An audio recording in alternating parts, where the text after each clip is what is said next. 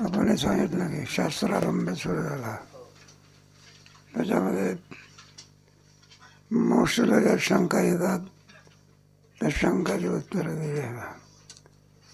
पहिली शंका कोणती आहे तर गुरुजीने विचारलं, तुम्ही कशा करता आला सकल दुःखाची निवृत्ती? मग गुरुजीने काय उत्तर दिलं, तुम्हाला जे शंका आली याला का कारण जर काही असेल ते म्हटलं योग्य नाही. मग उत्तर सुंदर आहे. तुमच्या स्वरूपाच्या ठिकाणी कालत्रही दुःख नाही आणि आत्माच किंवा स्वरूप आहे. मग असे असताना तुम्हाला आनंद प्राप्तीची सुख दुःख निवृत्तीची इच्छा झाली कशी? असं पुन्हा उत्तर द्या. बाबाचा की श्री गुरु, हे शिष्य, तुला परमानंद प्राप्तीची आणि संसार दुःख निवृत्तीची जी इच्छा होत आहे ती भ्रमाने होत आहे. कारण परमानंद स्वरूप जे ब्रह्म ते तू आहेस. किंवा स्वरूप आहे तू ब्रह्म मग तू आनंद स्वरूप असताना तुला पुन्हा आनंदाची इच्छा होणं भ्रमाने होते. कशाने होते? अगोदर आनंद प्राप्त नसावा आणि मग त्याची काय व्हावी हे बरोबर आहे. ते अगोदर नाही म्हणजे प्राप्त आहे आणि पुढे मग प्राप्तीची इच्छा का होते संभवू शकते. प्राप्त वस्तूची इच्छा होणं हाच काय बरोबर आहे. आपली लेकडी कोणाजवळ आहे? आपल्याच जवळ आहे. ते दुसरीकडून कोणी काही आनंद देत असतो का आपल्यालाच त्याची ओळख करून देतो? मग हेच उत्तर आहे का वाचा. त्या तुझ्या ब्रह्मस्वरूपाचे ठिकाणी जन्ममरणादी संसार दुःख यत्किंचितही नाही, म्हणून जन्म व नाशरहित स्वतःसिद्ध ब्रह्मरूप तू आहेस. हे बघ, तुझ्या स्वरूपाच्या ठिकाणी दुःख आजच नाही, मागे नव्हतं, आताही नाही आणि पुढे देखील. सूर्याचं उदाहरण घ्या की, सूर्याच्या ठिकाणी अंधार आहे का? आज नाही पण उद्या आहे का? त्याला वेदांताच्या भाषेमध्ये त्रैकालिक अत्यंत भाव म्हणला. मागे नाही, आताही नाही, पुढेही नाही. कोणाच्या ठिकाणी दुःख? आत्म्याच्या ठिकाणी. पुढे आपल्याला कर्माकर्मात सांगायचं आहे. आता पुढे विषय येणार आहे ना. आत्म्याच्या ठिकाणी नाही पण जीवाच्या ठिकाणी आहे याची. आत्मा आणि जीवाच्या भेद आहे की नाही? आता 8वा अध्याय झाला का तुमचा गीतेचा? त्याच्यामध्ये किं तत् ब्रह्म किं अध्यात्म किं कर्म पुरुषोत्तम अधिभूतंच किं भक्त अधिदैवं किमुच्यते. त्याच्यामध्ये घेतलं आहे बा, आधी ब्रह्म म्हणजे काय, अध्यात्म म्हणजे काय, अधिभूत म्हणजे बरं का, हे वर्णन झालेलं आहे. अधिभूत म्हणजे शरीर आणि अधिदैव म्हणजे जीव. ते उत्तर आहे पहा. किं तत् ब्रह्म किं अध्यात्म किं कर्म पुरुषो. अधिभूत म्हणजे शरीर, अधिदैव म्हणजे जीव आणि अधियज्ञ म्हणजे परमात्मा. अलग लक्षात. दुःखही कुठे नाही, आत्मस्वरूपाच्या ठिकाणी नाही, पण जीवाच्या ठिकाणी भासते याची वाट काय असा प्रश्न आहे. जीव वेगळा आहे ना. जीव काय आहे? शरीराहून काय आहे का? म्हणून तर ब्रह्मरूप होऊ शकतो. काय होऊ शकतो? शरीर म्हणजे जीव आहे का? दुसऱ्या तरंगामध्ये गेलं ना तुम्हाला, जीवाचं आणि ब्रह्माचं ऐक्य होऊ शकत नाही. काय म्हटलं, जीवाच्या ठिकाणी पंचक्लेश आहे. मग आत्म्याचं मग ऐक्य तरी कोणाचं होते? आणि वेदांताचा सिद्धांत आहे जीव ब्रह्म ऐक्य. मग ऐक्य कोणाचं होते? जीवस्वरूपामध्ये जो आत्मा आहे तो ब्रह्मरूप आहे. शरीर ब्रह्मरूप आहे का आत्मा ब्रह्मरूप आहे? शरीर त्याच्याहून काय भिन्न आहे की? शरीर त्याच्या ठिकाणी असुशी जायते वर्धते परिणमते, परिवर्तन आहे त्याच्यामध्ये, आहे का नाही?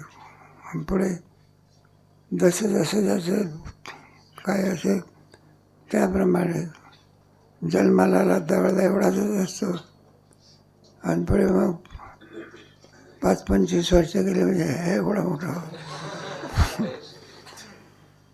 आणि पुढे काही विचारायचं असलं तर व्यासपीठ आणण्याचं कामच नाही, ढेरीवर ठेवूनच बसतो. हे शरीराचे धर्म आहे. कोणाचे? शरीराबरोबर आत्मा जन्मत नाही, शरीराबरोबर आत्मा मरत नाही आणि शरीराबरोबर आत्मा वाढत नाही.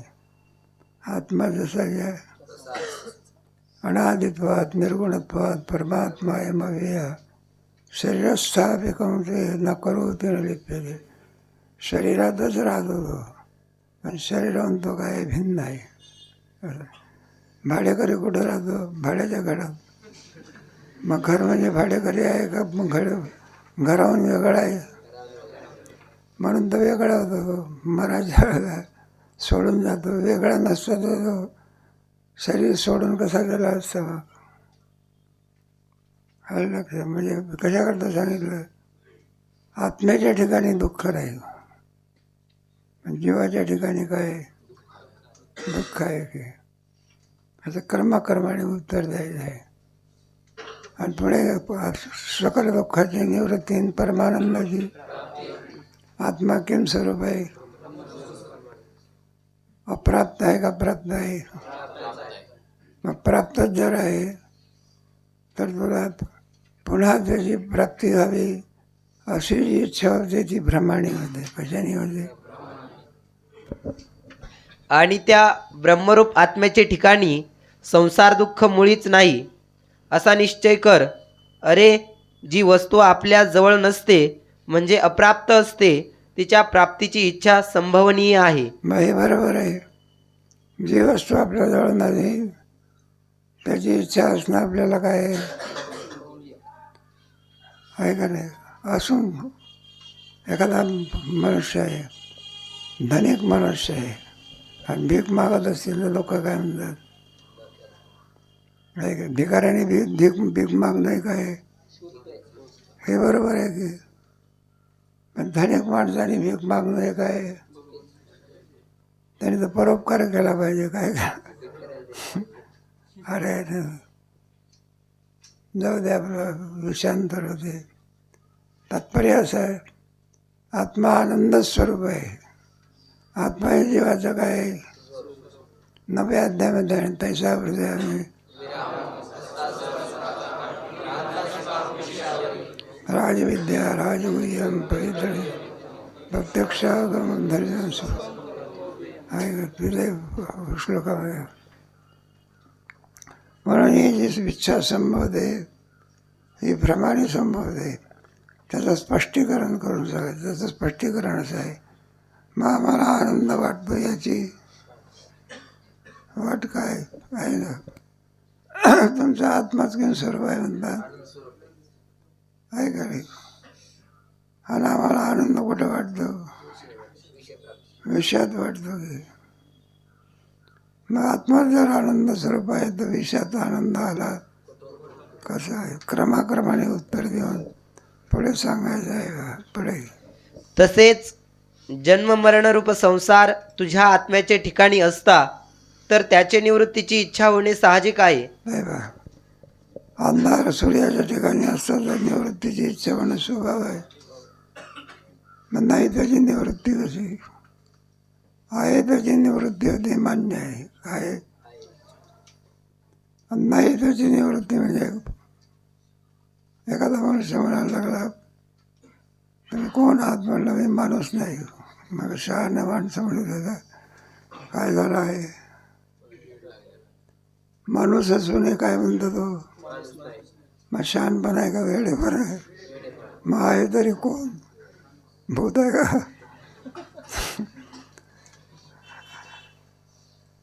मग मी मनुष्य आहे हे काही घोकावं लागत असते का?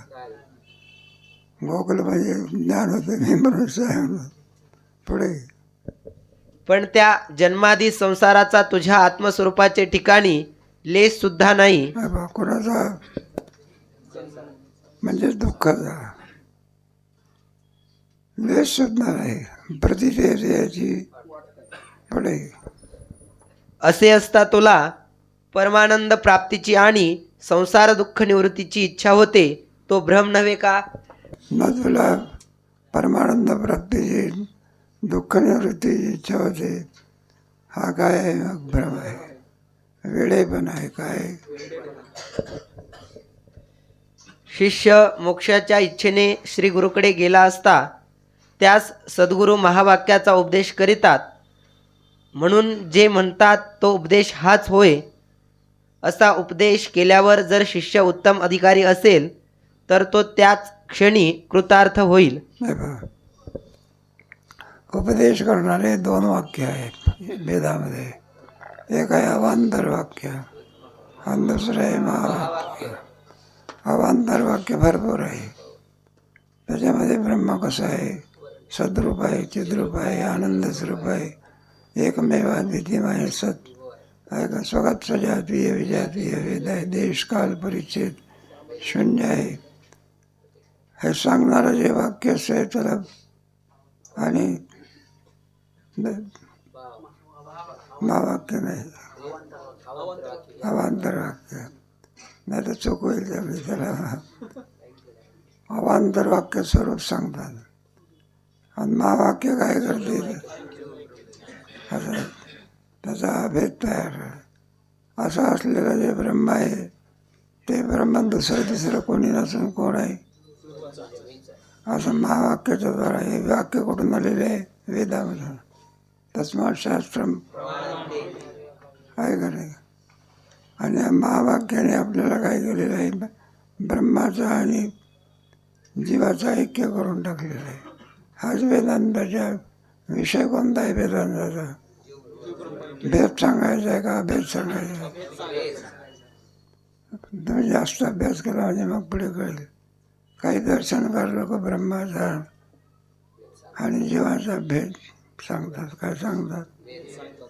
म्हणजे खंड नाही तसे विचारसागरच नाही.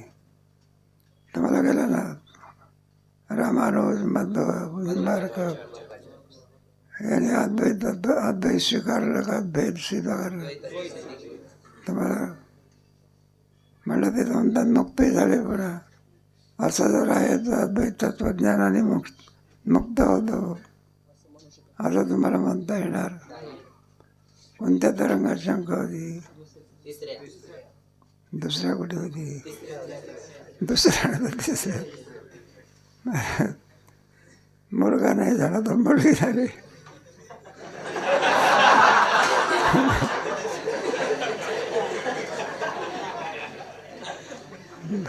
तिसऱ्या तरंग आहे. कोणत्या तरंग आहे? काय करे शंका केली झाली तर म्हणलं हे पहा रामानुज मध्व निंबार्क यांनी आपल्या गुरुजीजवळ काय केला? विचार केला आणि विचार करून अलग अलग अद्वैत तत्व न मानता अद्वैत काय मानलं? सत्य मानलं. आणि काय झाले ते? मग असं जर आहे अलग अलग आहे. मग तुमच्या मतामध्ये अद्वैतच आहे. काय आहे? अद्वैत आहे. जगत काय आहे? मिथ्या आहे. मग अद्वैत आहे. अद्वैताने तर मुक्त होतो की? मग अद्वैताने मुक्त होतो हे म्हणण्यामध्ये काही अर्थ नाही. शंका. मग त्याचं काय उत्तर दिलं? ज्या गुरुजी जवळून ते रामानुज मध्व यांना ज्ञान झालं ते गुरुपदाला काही नव्हते.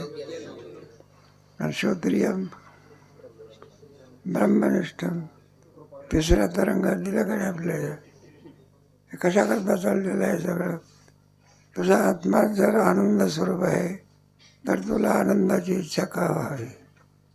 आणि दुसरा प्रश्न, तुझ्या आत्मस्वरूपाच्या ठिकाणी दुःख नसताना दुःख निवृत्तीची इच्छा का व्हावी? पण असा भाग्यवान विरळा आणि जर मंदाधिकारी असेल तर त्यास रात्रंदिवस दुःख भोगणारा मी सच्चिदानंद ब्रह्मरूप कसा असेन अशी शंका येईल. हे थोडे अधिकाराचे प्रकार पाळायचे. उत्तम अधिकारी, मध्यम अधिकारी, कनिष्ठ अधिकारी. उत्तम अधिकारी कापुराच्या वाती लावण्याचा कापूस काय घेतं, एकदाच ऐकलं की त्याला पाठवत जाते. उत्तम अधिकारी कोणता? मध्यम अधिकारी त्याला पुन्हा काय करावं लागतं, सांगावं लागत असतं. आणि कनिष्ठ अधिकारी म्हणजे सांगून सांगून हैराण, पण पालत्या कागदीवर पाणी. काय रे आपली नळी भंगली, इकडून तिकडून गेले. कोणता अधिकारी? कनिष्ठ अधिकारी. गोरी पेटवायची असली तर पेटते मध्यम अधिकारी, आणि शेण पेटवायचं असेल तर गाडीच विजून जाते. पुढे आणि कोणासही तू ब्रह्मरूप आहेस असे सांगितले तर त्यास एकाएकी पटणार तरी कसे, ती शंका येणारच.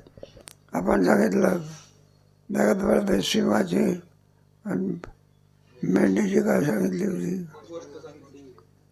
मग तर आपल्याला मेंढी समजत होता, सिंह असं नाही. मग त्याला सांगितलं तू सिंह आहे, एकाएकी पटते का त्याला?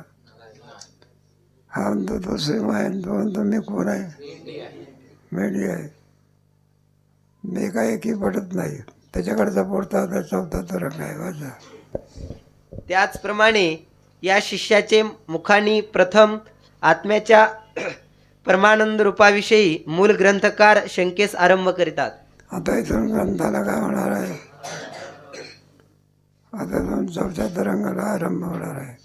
पुढे शिष्य, गुरु महाराज, माझा आत्मा परमानंद रूप आहे असे आपल्या उपदेशाप्रमाणे मानावे तर यत्किंचित अनुकूल विषय प्राप्त झाल्याबरोबर जो आनंद उत्पन्न होतो तो का व्हावा?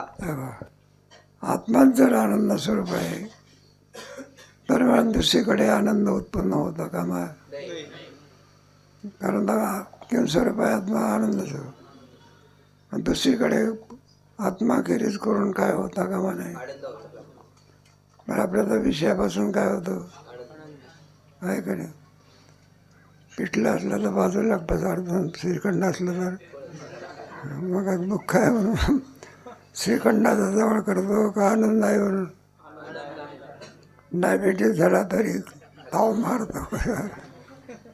डॉक्टर सांगते श्रीखंड खाऊ नका, जास्त खाल्लं तर आंबोलो आहे. इंजेक्शन घेतो आणि तरीसुद्धा श्रीखंडावर काय मारतो, दुःख आहे म्हणून का आनंद आहे म्हणून. आत्मा जर आनंद आहे तर दुसरीकडे मी जे विषयामध्ये आनंद येतो कसा. पुढे आत्मा तर मूळचाच आनंदरूप आहे, मग विषय प्राप्तीने आनंद उत्पन्न कसा होईल? आणि जर अनुकूल विषय प्राप्तीने आनंद उत्पन्न होतो तर आत्मा आनंदरूप नाही, आनंद विषयातच आहे असे मला वाटते. शंका लागली. तुमच्या म्हणण्याप्रमाणे आत्माचा आनंद स्वरूप आहे तर म्हणाले आम्ही मान्य करतो, पण आम्हाला विषयामध्ये सुद्धा आनंदाचे काय येते. आत्माचा आनंद रूप आहे तर विषयाचा आनंद आला, आणि ज्या अर्थी विषयामध्ये आनंद येतो कुठे त्या अर्थी आत्मा किम स्वरूप नाही. हे काय पहिली शंका आहे. म्हणजे क्रमाक्रमाने त्याचं उत्तर द्यायचं आहे. वाचा.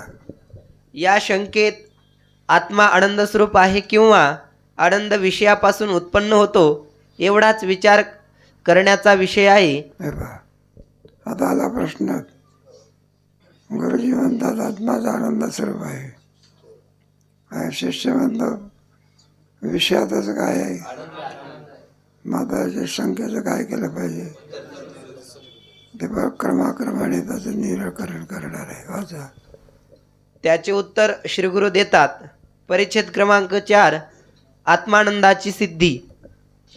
श्री गुरु, हे शिष्य, आत्मा आनंदरूप तर आहेच, पण जीवाला माझा आत्मा आनंदरूप आहे असे ज्ञान नसते. हे पहा, पहिला कोणता प्रश्न आहे? आत्मा आनंद रूप आहे. झाले, तुला ज्ञान नसते ना. लेखणी कुठं आहे? कानावरच आहे. पण आपली लेखणी आपल्या कानावर आहे असं त्याला काय नसते, ज्ञान नसते. आणि मग दुसरीकडून प्राप्त झाली म्हणजे त्याला काय होते? काय करे नाही का लक्षात आहे. पहिला प्रश्न कोणता आहे? आत्मा आपला आनंद रूप आहे असं आपल्याला काय नाही. म्हणून तर आनंदाच्या विषयी इच्छा होते. काय होते? आपलाच आत्मा आनंद स्वरूप आहे असं ज्ञान झालं तर तो विषयाची इच्छा करील? मग कशाला करील तो? मग त्याला आपला आत्मा आनंद रूप आहे याचं काय नाही. आणि त्याचा परिणाम असा, विषयापासून आपल्याला आनंद होतो म्हणतो, विषयाची काय करतो पडे. आणि याचमुळे त्याच विषयाची इच्छा होते. इच्छा झाली म्हणजे विषय प्राप्तीच्या खटपटीस जीव लागतो. हे पहा, आपलं थोडं अगोदर आत्मा आनंद रूप आहे असं ज्ञान नसतं. विषयाची काय होते? इच्छा होते, आनंदाची इच्छा होते. मग एकदम इच्छा झाली म्हणजे काही विषय प्राप्त होतात असं कुठं आहे का? श्रीखंड खाण्याची इच्छा झाली, मग त्याच्यात करण्याच्या काय लागावं लागते? अरे काय आता तुम्हाला इच्छा झाली म्हणजे काही विषय प्राप्त होतो का? इच्छेबरोबर कुठं विषय? आपण काही ब्रह्मदेवाला सुद्धा होत नाही इच्छा होता बरोबर विषय प्राप्त होत. मग सहजासहजी विषय मिळतात का त्याच्याकरता प्रयत्न करावे लागतात? मग वृत्ती चंचल होते. काय होते? पुढे विषयाची काय होते? प्राप्ती होते, इच्छेची निवृत्ती होते. विषयाची प्राप्ती झाली म्हणजे त्या विषयाच्या विषयीची असलेली इच्छा काय होते? निवृत्त होते. मग अंतःकरण मी इच्छे निवृत्त अंतःकरण स्थिर होते. काय होते?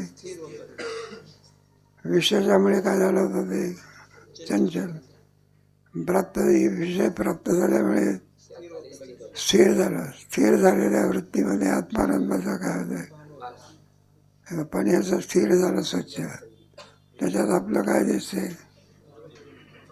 प्रतिबिंब दिसते. तसं स्थिर अंतःकरणामध्ये आत्मानंदाचं काय होते? भान होते. आणि सर्व क्रिया कर्माने होत नाही, युगपत होते. काय होते?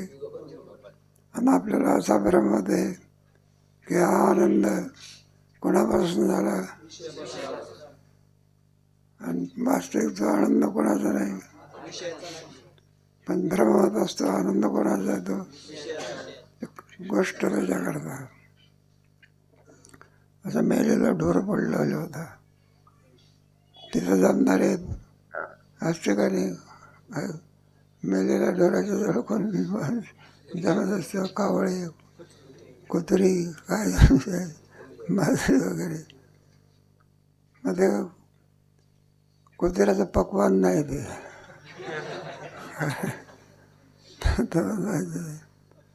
जास्त ना चांगलं बरं आहे, विनाकारण विषांतर होते.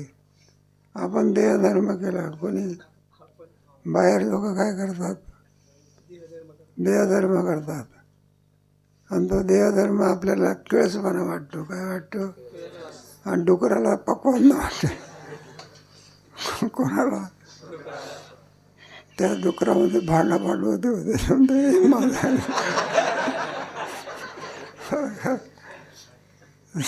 दृष्टांत आपला. आणि गोष्टला हाड चिघळायला लागला. ते हाड चिघळत असताना ते हाड कुत्र्याच्या दाढीला लागला. कुठे? त्याच्यातून काय निघालं? रक्त. रक्त कोणातून निघालं? आणि कुत्र्याला असं वाटते. काय वाटते? आणि निघालं कुठून याच्या दाढीत आणि वाटते कुठं हाडाचं. पुन्हा पुन्हा चिकटते, पुन्हा पुन्हा पुन्हा पुन्हा चिकटते. वास्तविक ते रत्न हाडातून नाही निघालं, कुठून निघालं आणि तिकडे विसरला आणि पुन्हा पुन्हा कोणाकडे धाव घेतो.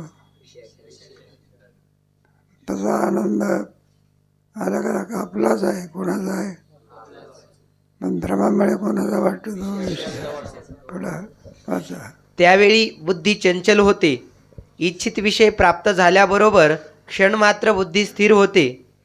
त्या स्थिर झालेल्या अंतर्मुख बुद्धिवृत्तीत आनंदरूप आत्म्याच्या आनंदाचे भान होते. हे पहा, इच्छाची विषयाची इच्छा झाली म्हणजे वृत्ती चंचल होते. हल्ला की खटपटी करता लागतो विषयाच्या. पुढे विषय प्राप्त झाला म्हणजे वृत्ती काय होते, स्थिर होते.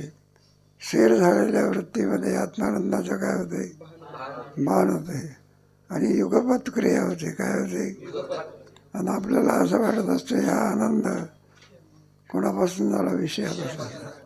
वास्तविक तो विषयाचा आनंद नाही, कोणाचा आहे, आत्म्याचा आहे. अशी वेदांतशास्त्राची प्रक्रिया आहे. किंवा कुत्र्याचं उदाहरण सांगितलं. कशाचं, वास्तविक ते रक्त जे निघालेलं आहे ते हाडातून निघालं का याच्या दाढेतून, आणि त्याला कशाच वाटते, पुन्हा पुन्हा चिकटतो, पुन्हा पुन्हा चिकटतो. विषय प्राप्ती आणि स्थिर बुद्धीत आत्मानंदाचे भान एकाच काली होत असल्यामुळे विषय प्राप्तीने माझ्या ठिकाणी आनंद उत्पन्न झाला असे जीवास वाटते. मात्र हे पहा, वास्तविक क्रमाक्रमाने होते क्रिया की एकदम होते. आणि आपल्याला असा भ्रम होतो आज आनंद प्राप्त झाला, तो विषयाच्यामुळे आपल्याला काय झाला. म्हणतात लोक कुठं बोललेले आहे, सगळे विषय वडी बोललेले नाही का. सगळे विषय पामार वगैरे सगळे कशामध्ये गुंतलेले, सगळं आयुष्य कशात बरबाद होते आहे का. मरेपर्यंत सुद्धा विषयाच्या विषयीची इच्छा जशीची आहे. कोणीतरी आपला ग्रस्त खूप ताण लागली त्याला, मग ताण लागल्यानंतर असं वाटायला लागलं तर आता काय करावं काय नाही, ग्लानी यायला लागली. पाणी पाणी पाणी. रस्त्याने जात असताना एक कोपी दिसली. त्याला वाटलं बरं आहे इथं पाणी मिळेल म्हणून गेला. तिथे कोपीतला माणूस म्हणला हो कसं काय, म्हणले गोष्ट नंतर सांगत बसा, अगोदर मला काय द्या. नाही तर म्हणलं मारायला टेकलेला. मग त्याला पाणी दिलं. बा काय झालं, मग आता एवढी पाण्याची इच्छा करत होता. पुन्हा म्हणायचं घ्या पाणी प्या. म्हणलं आता पुरे झालं नाही, भरपूर प्या. आता पाणी किती पिणार, ताण जाईल आहे का. ताण गेली बघा. घ्या की म्हटलं पाणी, नको म्हणायला लागला. आता मग त्याला सहज म्हटलं लागलं, मला चहा घेणार का, दारू नका. काय म्हणतो तो, असं आहे. मग ज्या अर्थी तो त्या पदार्थाचा स्वीकार करतो, त्या अर्थी दुःख आहे असं समजून स्वीकार करतो का सुख आहे. कोणी मिळालं. एक उदाहरण सांगितलंय. काय सांगितलं नाही का, आपण ज्या अर्थी या विषयाची इच्छा करतो हे इच्छा उगीच करत असतो का आनंद आहे असं समजतो. आता मुळामध्ये आनंद त्याचा आहे का, विषय एवढी बोलले जीव. आणि आता याची कोण करील. मग वेदांतशास्त्र काय घालवते, भ्रम घालवते. अरे मग महात्मे लोक कोणत्या आनंदात स्थिर असतात. आणावं लागत असतं काय, विठ्ठल हे चित्त मनात म्हणे पुढे.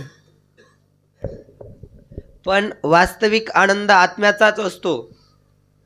यास उदाहरण, एखाद्या पात्रात पाणी भरून स्वच्छ पौर्णिमेच्या मध्यरात्री ते पात्र उघड्या जागेत ठेवावे.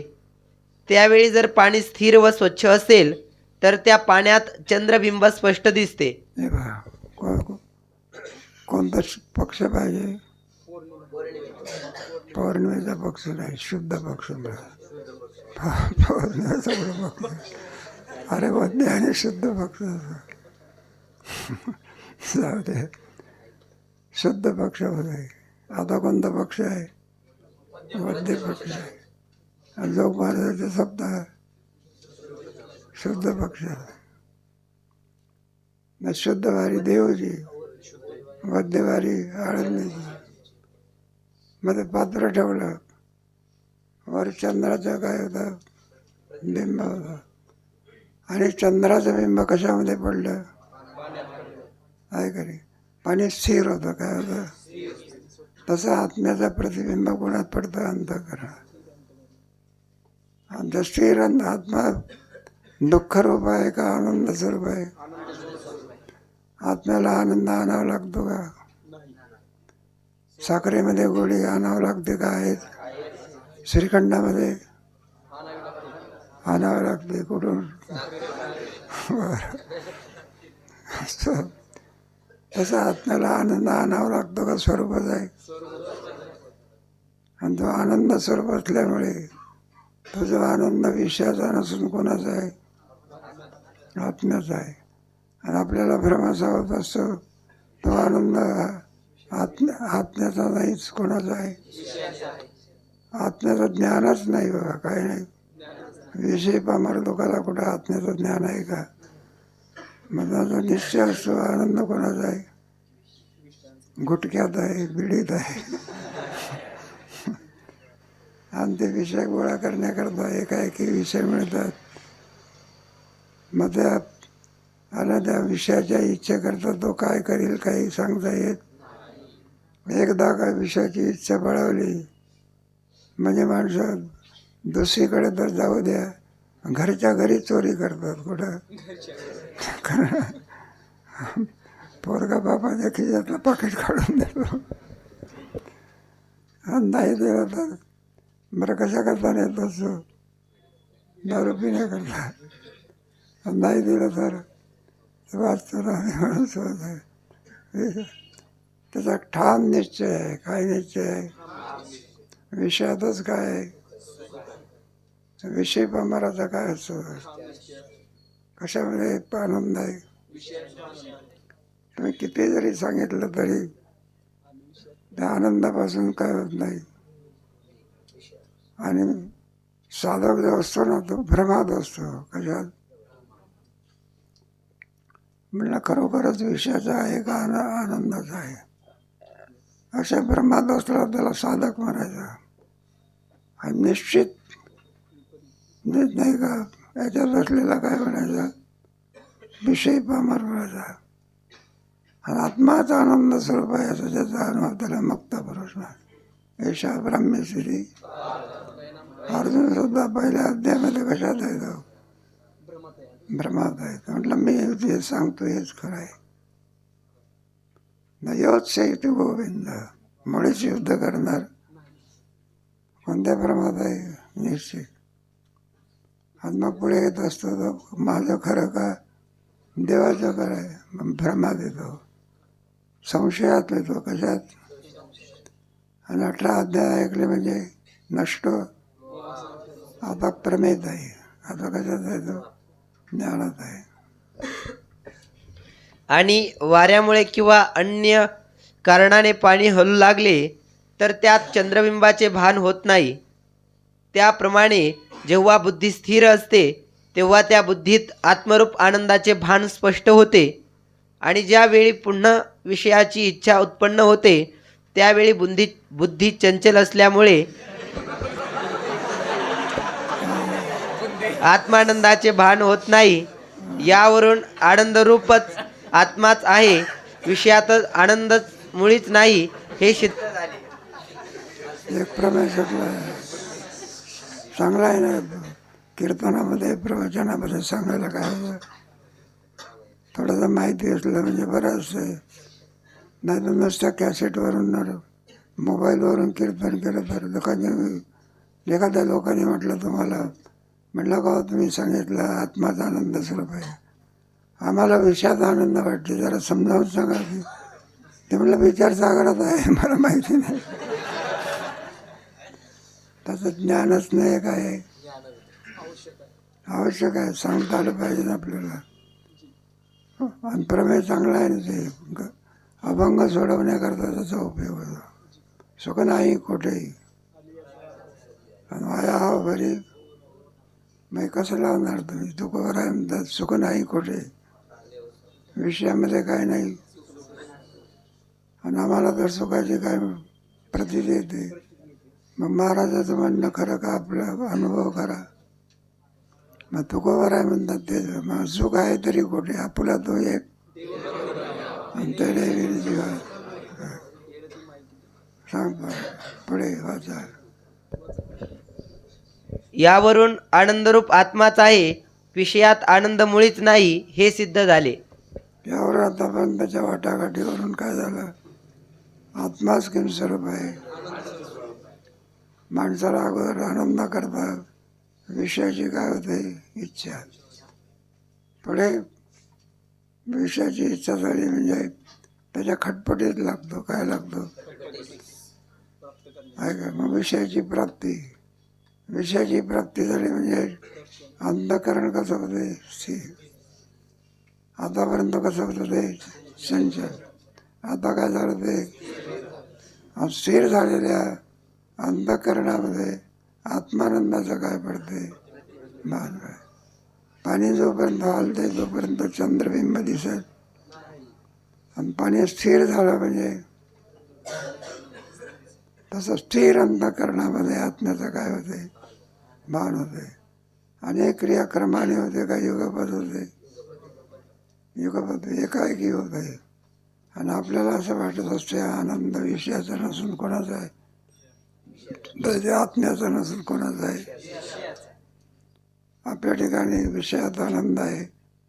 मग साधू संत सांगतात सुख नाही कोठे, आहे का. विषय ओढी वगैरे सगळे जे लोक आहेत त्यांचा एकच ध्यास असते, जन्मल्या कळायला लागला देवापासून विषयाचा भोग घेणे, विषय गोळा करणे.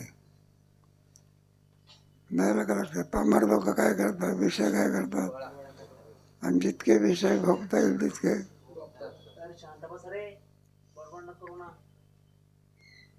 एक श्रीमंत माणूस होता, आमचा मित्रच होता, बरोबर श्रीमंत होता. रोज कपडे बदलून आणायचा, टोपी नाही, काय आणायचा. टोपी का बदलत होता, टोपी घालतच नाही, बदलवण्याचा काय नाही. तो काय बारकरी शिक्षण संस्थेचा विद्यार्थी आहे का, पण संस्थेने बाकी नियम केलेला आहे. बोर्ड काही यायचं आहे का. मग आपला तो रोज सदरात वेगळा वेगळा घालायचा. आम्ही सहज विचारलं त्याला, म्हणलं का होतं रोज वेगळा वेगळा सदरा घालता. तर म्हणले महाराज एका सदराला एक दिवस घालायला मिळते, त्याचं काय आहे. म्हणजे 500 सदर आहे की नाही. सगळं आयुष्य कशा बरबाद. विषय गोळा करणे आणि विषयाचा काय घेणे. बरं विषय गोळा करू नये असं नाही, करावे, पण निर्वाह पुरते किती. माणसाजवळ आहे का लक्षात. श्रीमंत माणसाजवळ जी श्रीमंती असते ती सामान्य असते का असामान्य असते, सगळा त्याच्यातच काय जातं. मरो टेकले शरीर आणि पाया शोधोनी गांधीकर, आहे का रे. क्षणोक्षणी मृत्यू जवळ येऊन राहिलेला आहे, तरी त्याच्या वासना विषय प्राप्तीकडे धावतात. कशात, त्याला कोणत्या याच्यात काढायचा, विषयी म्हणायचा. काय म्हणायचं त्याला, तो काय उद्धाराकरता प्रयत्न करतो का. उद्धाराकरता प्रयत्न करत असेल तर साधक म्हणायचा, आणि विषय गोळा करण्याकरता प्रयत्न करत असेल तर, आणि निषिद्ध विषय गोळा करतो तर असे भाग पाडायचे.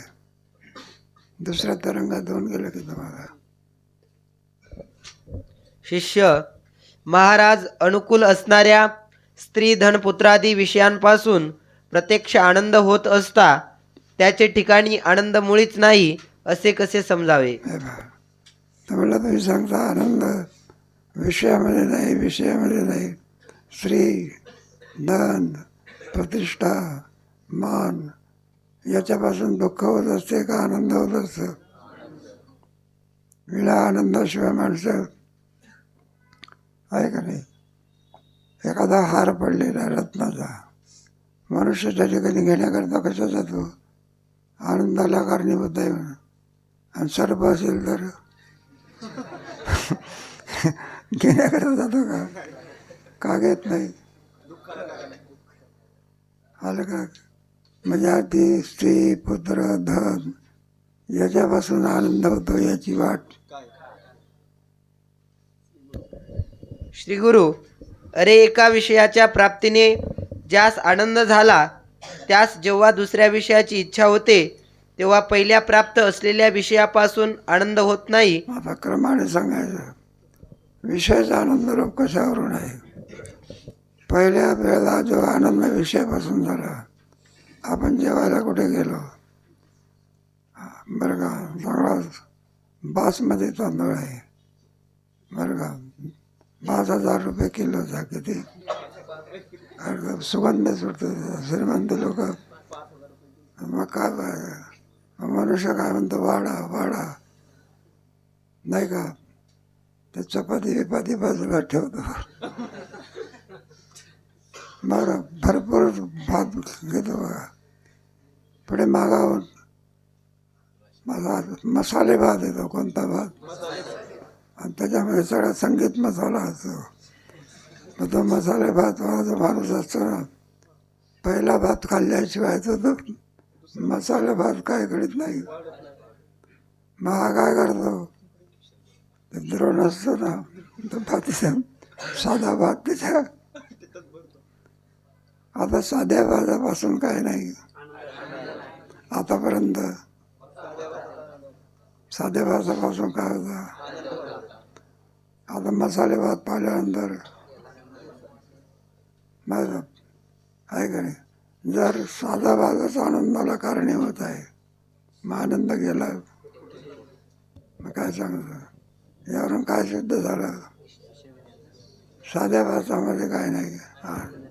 मग कोणता भात आला? आता आनंद कोणात आला? बरं का, आहे का नाही. पहिला आलं, मग तिकडून कोणता भाग? साखर भात आला. कोणता भात आला? आता मसाले भाताचा आनंद गेला. कोणत्या भातात आला? जर विषयाचा आनंद स्वरूप आहे, मग केव्हाही विषय प्राप्त झाले की आनंद काय झाला पाहिजे? मग होतो का? यावरून सिद्धांत काय निघाला? विषयाचा आनंद आहे. आता त्याची प्रक्रिया आहे. साखर भात खातेवेळी दुसरा भात नव्हता, त्यावेळेला वृत्ती स्थिर होत होती. आत्मानंदाचं काय व्हायचं? आता कोणता भात आला? आता वृत्ती काय झाली? पहिला आनंद गेला. आता मसाले भाताने वृत्ती काय केली? स्थिर झालेल्या वृत्तीत आत्मानंदाचं काय झालं? आता कोणता भात आला? आहे का? आता वृत्ती काय झाली? म्हणून मसाले भातापासून काय नाही. मग आता कोणत्या भातात आहे? मग कधी आहे आणि कधी एका स्वरूप असते का? नाही म्हटलं, साखर कधी गोड लागते आणि कधी खारट लागते. ज्या अर्थी त्याच्यामध्ये व्यभिचार आहे, त्या अर्थी विषयामध्ये काही नाही. बघा, आणखी पुन्हा काय दिलेलं आहे, उदाहरण दिलेलं आहे. एखाद्या बाईचं मूल असतं ना, एकुलता एक पोर आहे, चांगलं हे आहे, आणि ते हरवलं गेलं. काय गेलं? मग त्या बाईला दुःख होते ना. आणि ते मूल जर कोणाकडून जर वार्ता ऐकली, मूल आहे म्हणून. 10वा मध्ये बाई कान देऊन ऐकते ते काय. आणि ते मूल जर प्राप्त झालं तर त्या बाईला 2 महिने मुलाचं काही नव्हतं दर्शन. आणि 2 महिन्यानंतर मुलगा काय झाला, तुझ्या आनंदाला काही नाही. मग बरोबर आहे का. आता पुढे बरं का, दिवसेंदिवस चाललं आहे, कोणता उद्योग नाही, शाळा शिकत नाही, काही करीत नाही, लोकांच्या भानगडी आणते, काय आणते. आता पोरगा काय वेगळं आहे का तेच आहे. आणि मग ती आई म्हणत असे, जा काय कर, पैसा कमावणार. मग आणि जर तो ऐकत नसेल, नुसता मोठ्या निरोपी बैल असतो ना तसा, किंवा गाय असते, भाकड गाय म्हणतात तेव्हा, मग त्याच्यापासून शेतकऱ्याला आनंद होतो का. जोपर्यंत गाय दूध देते. आणि पुढे आता आपले हिंदू लोक सुद्धा गायीचं रक्षण करण्याच्या ऐवजी कत्तलखान्यात पाठवतात. त्यांना विचारलं की असं का करतं, म्हणलं काय पोसून काय. एक वेळ अशी होती, त्या मुलाला पाहण्याकरता पाहिल्याबरोबर आनंद होता. आणि आता एक वेळ अशी आहे की त्या म्हणायला लागले काहीतरी कमावून आण, नाही तर घरी यायचं आहे. मग मुलात आनंद आहे का. यावरून काय शुद्ध झालं. केव्हाही साखर खाल्ली तर काय लागते. मग केव्हाही मुलाला पाहिलं तर काय झाला पाहिजे, होतो का. यावरून काय सिद्धांत निघाला. विषयामध्ये काय नाही, आनंद नाही. चांगला प्रमेय आहे, अधिक राहिलेला विषय आहे ना. हे एवढंच चाललं आहे. आत्माच आनंद स्वरूप कसं आहे हे चाललेलं आहे बघा. अधिक विचार कधी करू नका.